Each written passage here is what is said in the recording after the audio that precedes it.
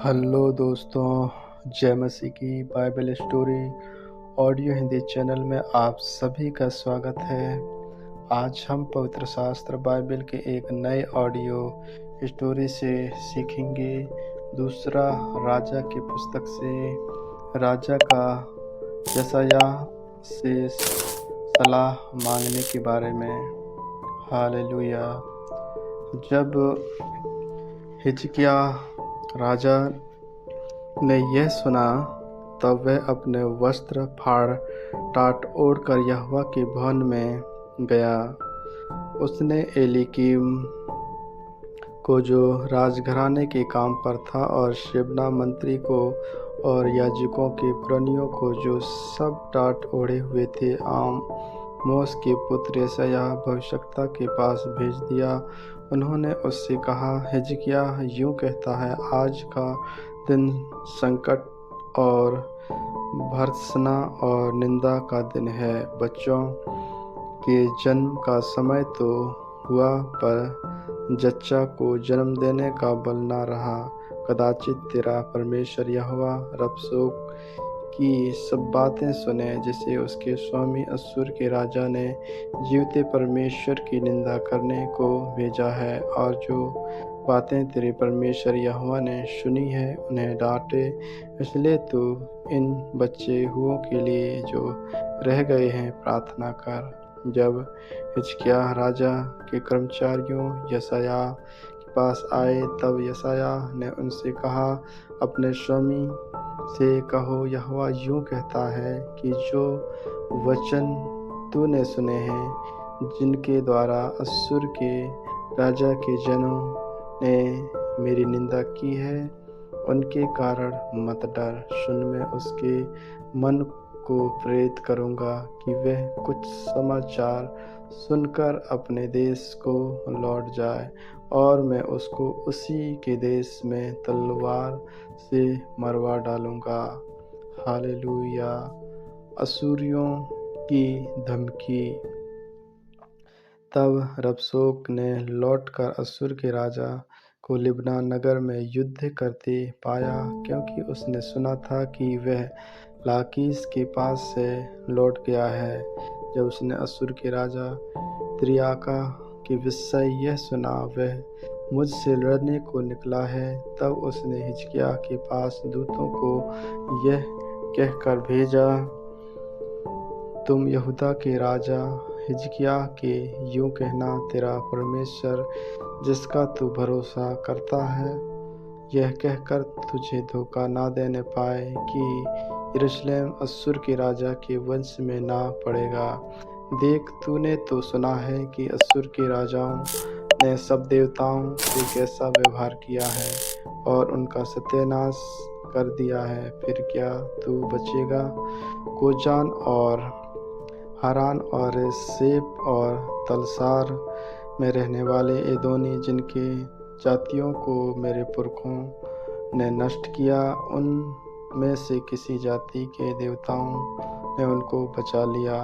हमाद का राजा और अपराध का राजा और सफेम नगर का राजा और हेना और ईवा के राजा, ये सब कहाँ रहे?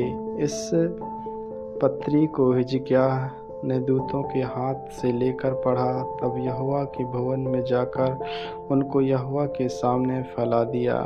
तब हिजकिय्याह ने यहोवा से यह प्रार्थना की, हे इज़राइल के परमेश्वर यहोवा, हे कुर्बों पर विराजने वाले पृथ्वी के सब राजाओं के ऊपर केवल तू ही परमेश्वर है। आकाश और पृथ्वी और तू ही ने बनाया है। हे यहोवा, कान लगा कर सुन, हे यहोवा, आँख खोल कर देख और सन्हेरीब के वचनों को सुन ले, जो उसने जीवित परमेश्वर की निंदा करने को कहला भेजा है।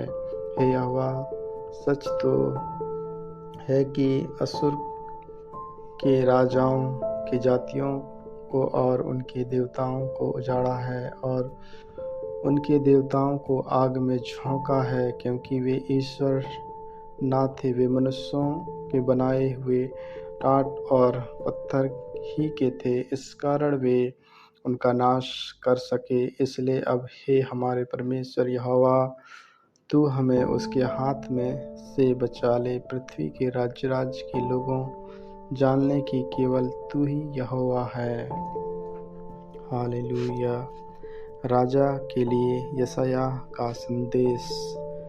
तब आमोस के पुत्र यशायाह के हिजकिय्याह के पास यह कहला भेजा, इज़राइल का परमेश्वर यहोवा यूँ कहता है, जो प्रार्थना तूने अश्शूर के राजा सन्हेरीब के विषय मुझसे की, उसे मैंने सुना है। उसके विषय में यहोवा ने यह वचन कहा है, सिय्योन की कुमारी कन्या तुझे तुच्छ जानती और तुझे ठड्डों में उड़ाती है। यरूशलेम की पुत्री तुझ पर से सिर हिलाती है। तूने जो नामधराई और निंदा की है वह किसकी है? और तूने जो बड़ा बोला और घमंड किया है वह किसके विरुद्ध किया है? अपने देवताओं के विरुद्ध तूने प्रभु की निंदा की।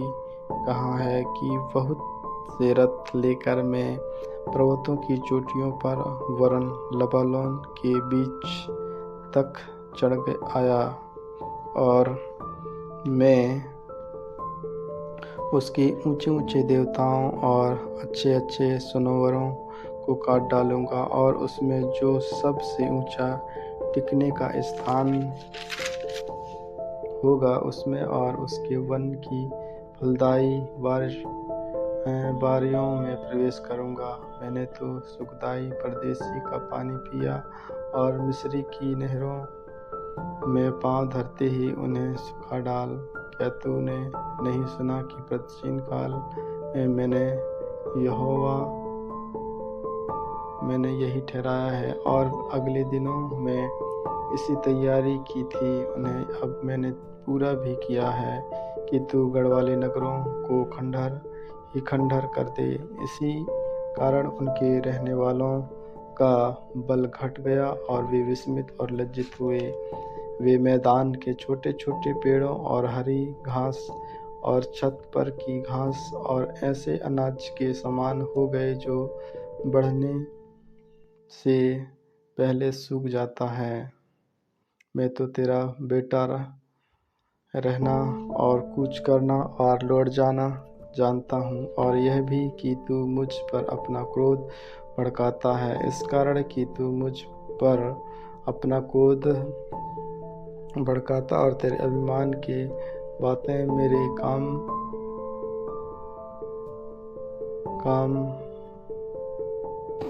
क्रोध भड़काता है, इस कारण कि तू मुझ पर क्रोध भड़कता और तेरे अभिमान की बातों के कानों में पड़ी है। मैं तेरी नाक में अपनी नरकंडे डालकर और तेरे मुंह पर अपना लगाम लगाकर जिस मार्ग से तू आया है उसी से तुझे लौटा दूंगा।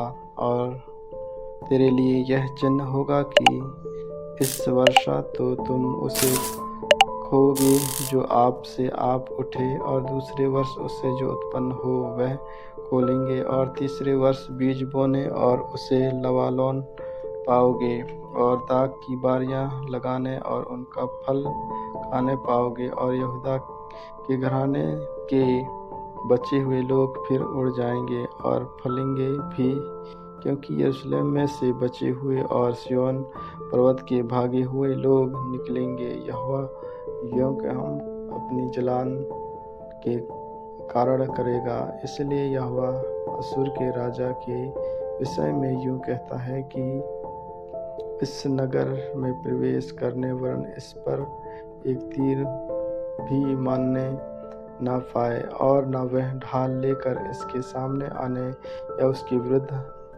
दमदमा बनने पाए।